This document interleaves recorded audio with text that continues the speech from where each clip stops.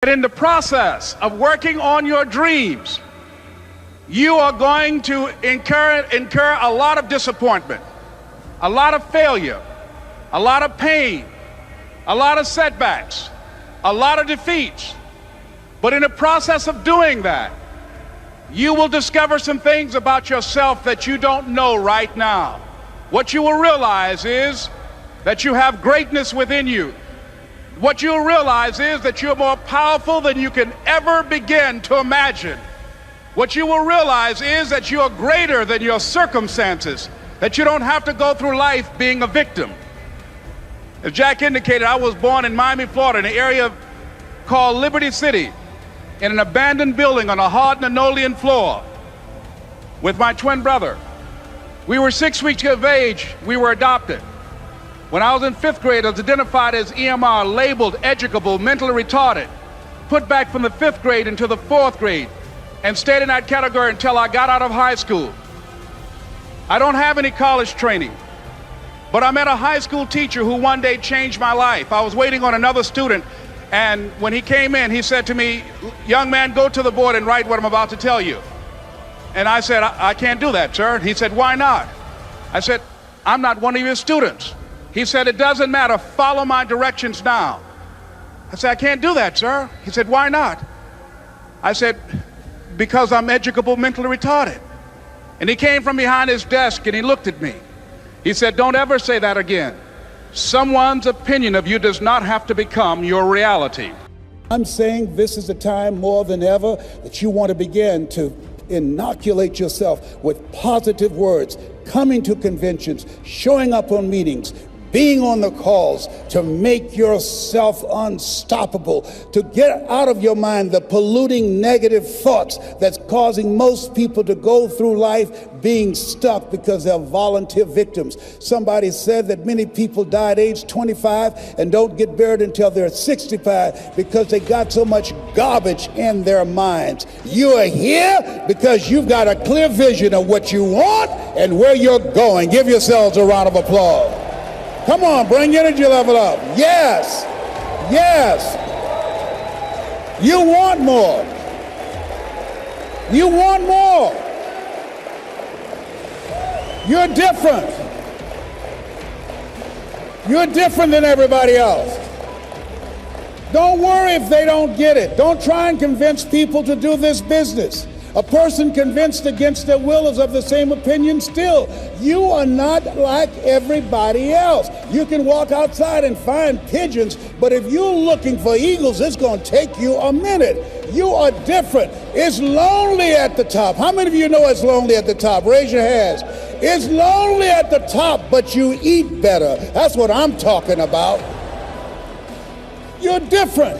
One great entrepreneur said, "I choose not to be a common man. It's my right to be uncommon if I can. I seek opportunity, not security. I do not wish to be a kept citizen, humbled and dulled by having the state look after me. I want to take the calculated risk, to dream and to build, to fail and to succeed. I refuse to live from hand to mouth. I prefer the challenges of life to the guaranteed existence, the thrill of fulfillment to the still calm of utopia. I will never cower before any master, nor bend to any threat. It's my heritage to stand erect, proud and unafraid, to face the world boldly and say, 'This I have done.' You showed up because you're building a business that you can stand and say, 'I did this. I did this. This is my dream.'" Give yourselves a round of applause. Yes, yes, yes, yes. It's hard changing your life. It was hard when just over 3 years ago, in the Penobscot building in Detroit, Michigan, where I was operating my business, and I fell on some hard times, and I was sleeping in my office. It was hard coming into the lobby, and the security said, "Excuse me, Mr. Brown, can we see you for a moment?" And I said, "Yes," and I walked up to the counter, and he gave me an envelope. And he said, "Would you mind reading it here?" And I opened the envelope, and the envelope was from management that said, "This is an office tower. It's not a hotel. Please do not sleep in your office." And I said, "Excuse me, sir." I said, "I just work long hours." in creating my business. I'm an entrepreneur. And right now, things are bad for me. But they're not going to be this way always. And I just asked for the opportunity to continue to operate like I'm doing. I'm not trying to make this my home. And it was hard coming through the lobby. And sometimes they would laugh. There's a guy talking about becoming successful. And look at him.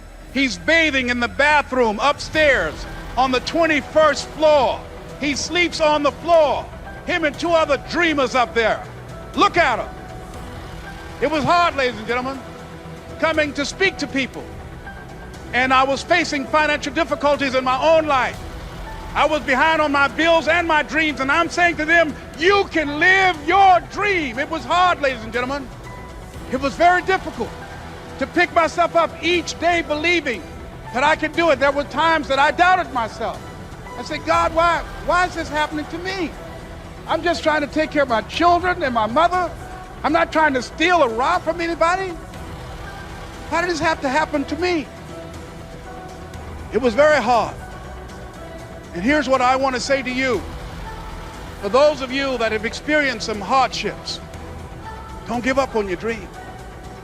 No one could have convinced me by holding on, by continuing to push forward, by continuing to run toward my dream, that one day I would have my own talk show.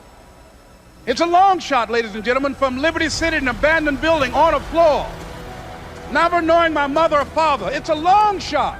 Being here with you today in this dome in Atlanta, it's a long shot. No college training, labeled educable, mentally retarded, but I kept running toward my dream.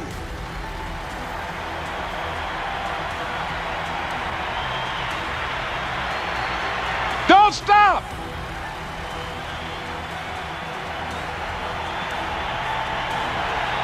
Don't stop.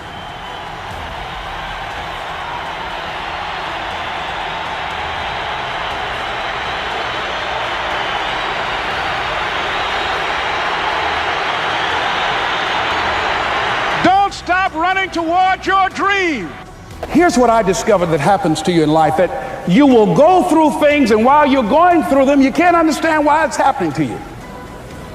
But after you go through it, you get back and you look at it and you say, oh, now I understand why I needed that lesson.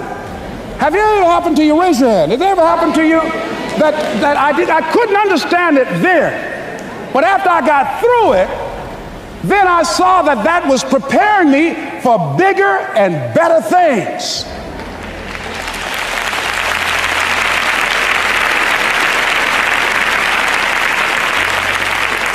That as you go through the challenges of life and you look at it and embrace whatever comes to you, don't run from it. Step toward it. Don't try and duck it like most people do. See, most people want it easy. See, if you, easy come, easy what? Easy go. See, but when you go at what you're going to deal with and you deal with the difficulties of it, when you handle those hard things close at hand, making those hard decisions right now that you don't want to make, learning those things that you don't like to do, but you know that in order for you to get where you want to go, this is one of the hoops that you have to flip through. And I'm saying to you, whatever you got to do it, because if you don't, life is going to whoop you until you surrender and say, okay, all right, I cooperate, okay, I learned, okay. It had to wear me out a long time. So if it's hard, then do it hard. You're going to focus to develop your skills. The guy was the new owner of a baseball team that was in the basement of the league when he took it over. He went to the pitcher and he said, what is your best throw? He said, well, I got a good curveball and I've got a good fastball. And he went on talking about his different throws. He said, but tell me this, what is your best throw? He thought for a moment. He said, I've got a good fastball. He said, that's all I want you to work on. Nothing else. Just develop your fastball. The next year, they went to the World Series. Most people don't know where their fastball is. Most people go through life never discovering what their talents are. Most people never develop their talents. They have skills and abilities, but if you don't nurture them, if you don't develop them, they will never serve you. Your gifts can take you many places if you develop your gifts. Most of us don't like to do those things that come easy to us. I've always loved to talk to people. I decided, taking this advice, to develop my skills as a speaker. And my gift has developed and has taken me many places. You have something that you brought to the universe, and that if you decide that my life deserves my developing this, what I do well, and becoming the best at it, and mastering myself, and seeing what I have within me, if you decide to drop your buckets where you are and develop your gifts, I grant you, you'll never ever be without. I grant you that your gifts will take you places that will literally amaze you. I grant you that if you begin to work to develop your gifts, you'll develop a strong sense of happiness. You'll get a larger vision of yourself, because part of beginning to get a larger vision of yourself, all of us need some area of our lives where we can have a feeling of competence. That people know when they think about this area, that's something you do. That you eat and sleep that, and that you do that, and people know it, and you know it, and you know that you know this. If you don't know anything else, you know this. Can you tell I know what I'm doing? Oh, hell no. You know this. So you've got to work on it.